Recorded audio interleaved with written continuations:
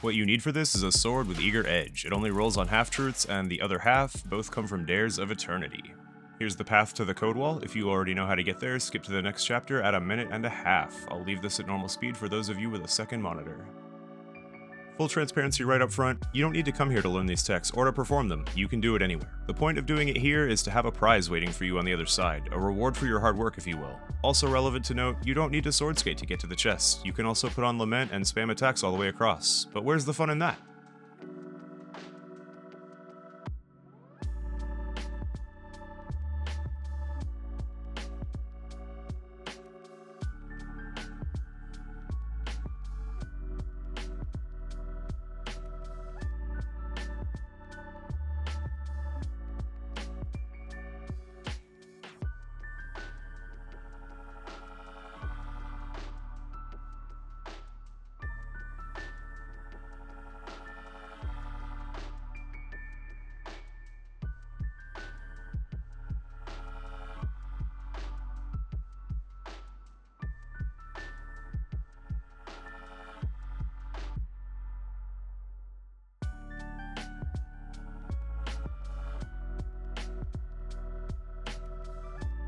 When you get there, enter the code shown to be transported to the Morgeth checkpoint.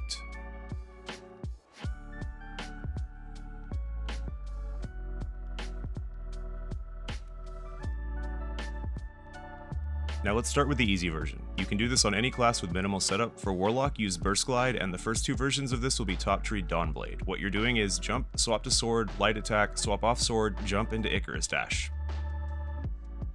This is going to take some practice, and it all happens very quickly, so one more time. Jump, swap, attack, swap, jump, Icarus. When you first start attempting this, a great way to know for sure that you're doing it right is to do it towards a wall. Essentially what's happening is when you swap off mid-lunge, you're animation canceling it in a way that instead perpetuates it. Given that you're not in the lunge animation anymore, you're also no longer protected from gravity. If you don't die on impact, that wasn't it. If you do die, you're doing it right.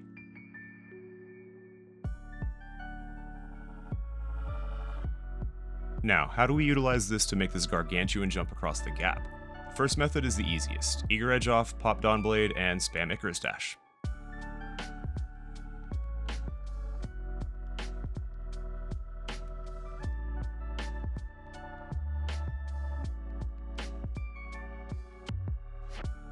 The second, if you didn't make it across with your super, is with Heat Rises. Consume your grenade and Eager Edge off cooldown. I believe the cooldown is 4 seconds, and keep in mind that swapping back off your sword is what maintains your momentum.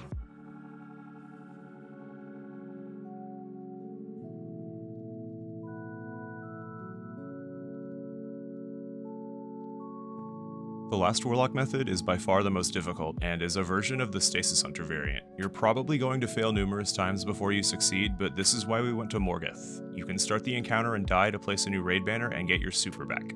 Additionally, when the encounter isn't started, the respawn timer is very short, so dying isn't very punishing. Try not to get frustrated if you're not getting it right away. For perspective, it took me 15 to 20 minutes of trial and error to get it right the first time on Hunter.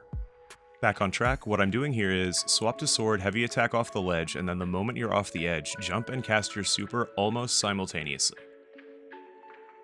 Don't forget to stick the landing. You can swing your sword to cancel the momentum. One more time, with the path to the chest at the end, swap heavy attack, jump super. While this method is less inputs, what makes it difficult is the timing. It's incredibly tight. I'll try to explain a little more during the path to the chest here. The key to succeeding with this is in the timing of your jump into super. You have forward momentum when approaching the ledge, downward momentum when you start to fall, jumping changes it to upward momentum, and casting your super changes it back to downward momentum. And the video game is like, I don't know what you want me to do with that. So your upward and downward momentum collide, and while the game is trying to figure out what to do about the fact that you've canceled 3 animations, it forgets to do anything with your forward momentum.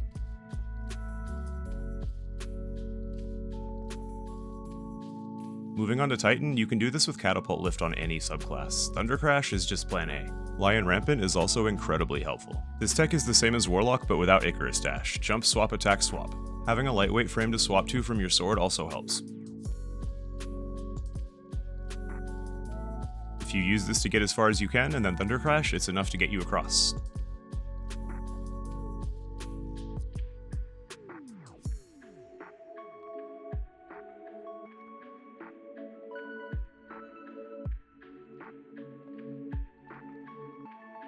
However, once you've learned to properly space your jumps, you can make it across without Thundercrash. See what I did there? Because space is jump. I'm funny, damn it.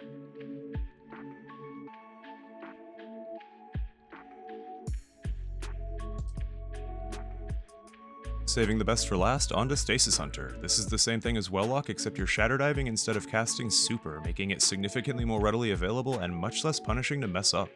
Swap to sword, heavy attack, jump into shatter dive.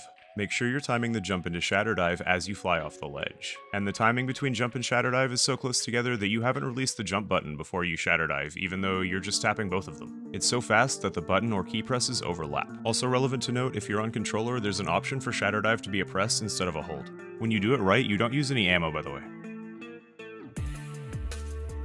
Once you have it down, execution is going to come down to timing your jumps and the landing. If you want to practice that, here's a challenge for you. Make the same jump from much further back.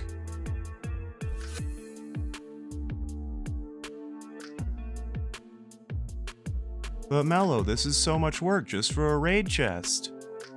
Roll the montage.